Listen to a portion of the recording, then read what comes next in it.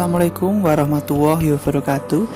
Pada kesempatan kali ini kita akan mempelajari materi tentang masa kependudukan Jepang di Indonesia.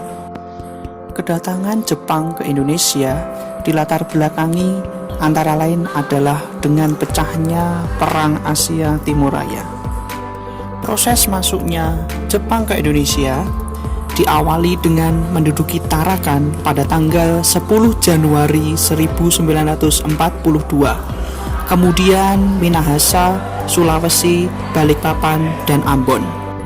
Pada Februari 1942, pasukan Jepang menduduki Pontianak, Makassar, Banjarmasin, Palembang, dan Bali.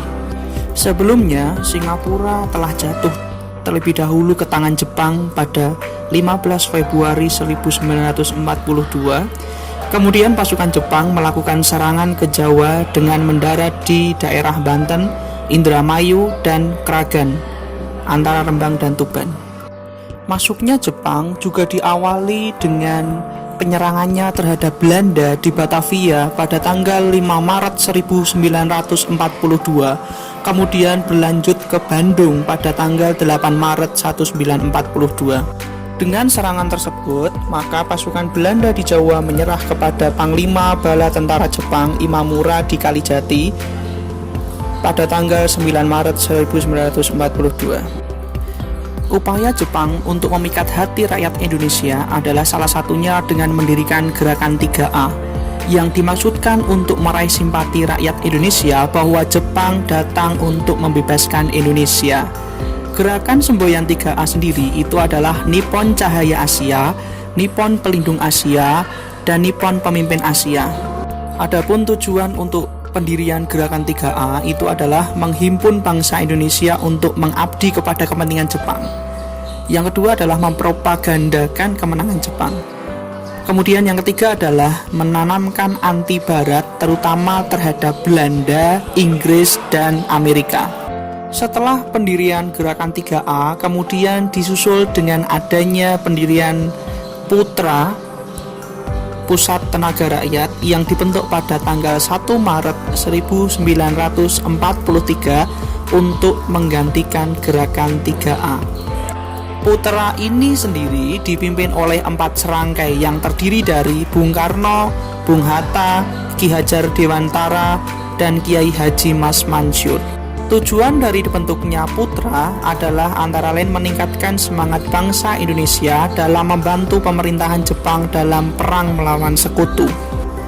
Kependudukan Jepang di Indonesia memberikan beberapa propaganda terhadap pemerintah Indonesia, antara lain di bidang ekonomi, itu adalah dengan adanya perluasan area persawahan, kemudian pengawasan pertanian dan perkebunan sebanyak 40% untuk petani, 30% dijual kepada pemerintah dengan harga sangat murah, dan 30% lagi diserahkan kepada lumbung desa. Selain itu, pemerintah Jepang hanya mengizinkan 2 jenis tanaman perkebunan, yaitu karet dan kina, karena berhubungan dengan kepentingan perang. Kemudian setiap penduduk harus menyerahkan kekayaannya kepada pemerintah Jepang untuk kepentingan perang. Rakyat harus menyerahkan barang-barang berharga seperti emas dan berlian, hewan, bahan makanan kepada pemerintah Jepang. Di bidang pemerintahan, propaganda Jepang meliputi pelaksanaan pemerintahan atas wilayah Indonesia dipegang oleh 2 angkatan perang, yaitu Angkatan Darat Rikugun dan Angkatan Laut Kaigun.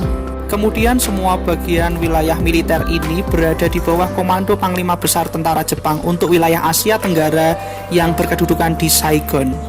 Pembagian wilayah berdasarkan kependudukan Jepang di Indonesia meliputi Jawa dan Madura dengan pusatnya di Batavia, kemudian daerah Sumatera dan Semenanjung Tanah Melayu dengan pusatnya di Singapura, kemudian daerah Kalimantan, Sulawesi, Nusa Tenggara, Maluku, dan Irian itu merupakan kekuasaan Kaigun. Di bidang militer, Jepang berusaha menarik hati bangsa Indonesia agar bersedia membentuk pemerintahan Jepang dalam usaha memenangkan peperangan melawan sekutu. Kemudian bangsa Indonesia hampir selalu dilibatkan dalam berbagai organisasi militer maupun organisasi semi-militer. Di bidang sosial, propaganda Jepang meliputi pembentukan Tanarigumi atau rukun tetangga atau RT untuk mempermudah pengawasan dan pengarahan penduduk. Kemudian diberlakukan sistem kerja paksa, yaitu berupa romusa, pada awalnya bersifat sukarela tetapi kemudian dilaksanakan secara paksa. Bahkan setiap desa diwajibkan untuk menyediakan tenaga dalam jumlah tertentu. Tenaga romusa dikirim ke beberapa daerah di Indonesia, bahkan ada yang dikirim ke Malaysia, Myanmar, Sarawak, Thailand, dan Vietnam. Para tenaga romusa diperlakukan secara kasar oleh bala tentara Jepang.